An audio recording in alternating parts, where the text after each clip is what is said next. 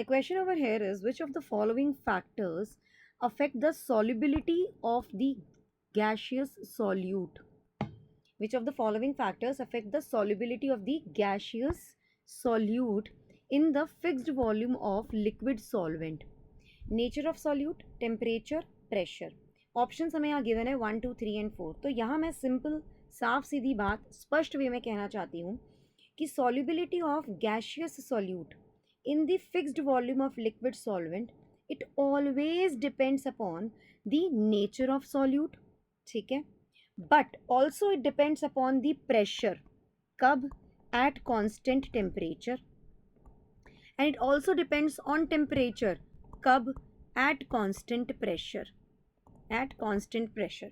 तो इस हिसाब से तो ये मालूम पड़ता है कि सॉल्युबिलिटी ऑफ द गैस, वो भी solubility of the gaseous solute in fixed volume of liquid solvent, nature of solute पे तो डिपेंड कर ही रहा है, लेकिन टेम्परेचर पे वो तब डिपेंड करेगा जब प्रेशर कांस्टेंट है, और प्रेशर पे तब वो डिपेंड करेगा जब हमारा कांस्टेंट, वो प्रेशर पे कब डिपेंड करेगा? जब हमारा कांस्टेंट टेम्परेचर है. Is this thing clear to you people or not? Yes or no? Absolutely right. So उस हिसाब से अगर देखा जाए तो मैं तो यहाँ पर दोनों options A and C at constant temperature, A and B at constant pressure, first और सेकंड दोनों को सही मार्क करूँगी. लेकिन इस क्वेश्चन के बारे में जो थोड़ी और एक्सप्लेनेशन मैं देना चाहती हूँ, दैट एक्सप्लेनेशन इज कि देर आर फैक्टर्स जो इफेक्ट करते हैं dissolution of gases in liquid. जैसे कि टेम्परेचर के बारे में अगर मैं बात करती हूँ, ठीक है. सो बेटा जी, टेम्परेचर के बारे में ये कहूँगी कि जैसे जैसे टेम्परेचर इंक्रीज करता है तो काइनेटिक एनर्जी जो होती है of gas particles, kinetic energy of gas particles, kinetic energy of gas particles भी इंक्रीज करती है.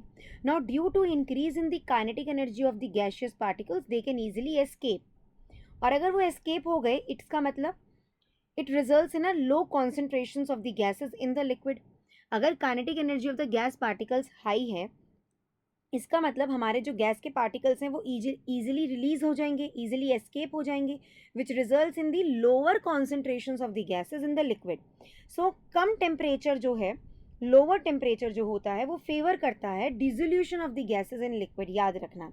दूसरा, प्रेशर पे भी मैं जो यहाँ बात कर रही थी, solubility of the gaseous solute in fixed volume of liquid solvent, temperature पे कैसे डिपेंड करता है वो मैंने बताया. सो कम टेम्परेचर पे गैसेस ज़्यादा डिजॉल्व होंगी इन लिक्विड सॉल्वेंट. अब बात करते हैं प्रेशर की. As pressure increases the gaseous particles they come closer to each other.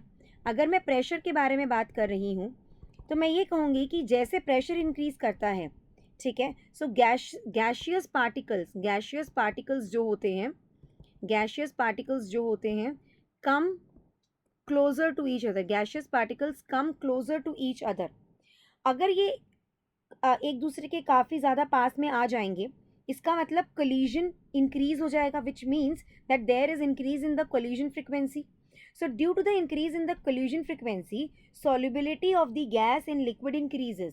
Pressure increase करने पे गैसेस के पार्टिकल्स एक दूसरे के पास आएंगे, जिसकी वजह से कोलिजन फ्रिक्वेंसी इंक्रीज होगी, और उसी की वजह से solubility of a gas in liquid increases.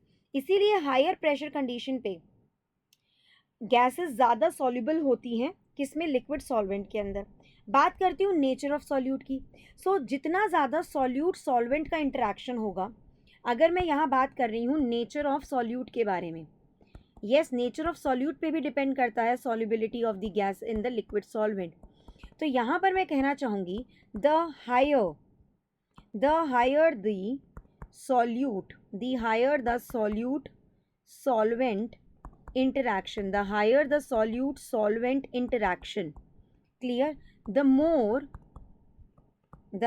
will be the dissolution, the more will be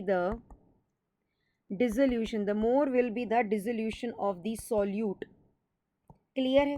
so like dissolves like, ये हमें पता है. So polar solutes are more soluble in polar solvents, while non polar solutes are more soluble in non polar solvents. Clear है?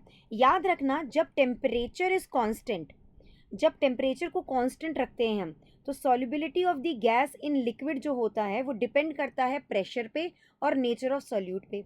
और जब pressure constant रखते हैं तो solubility of a gas in liquid depends on the temperature and nature of solute पे. Clear है कि नहीं क्लियर है? That is absolute right. So इसीलिए फर्स्ट और सेकंड आंसर हमारे बिल्कुल सही है.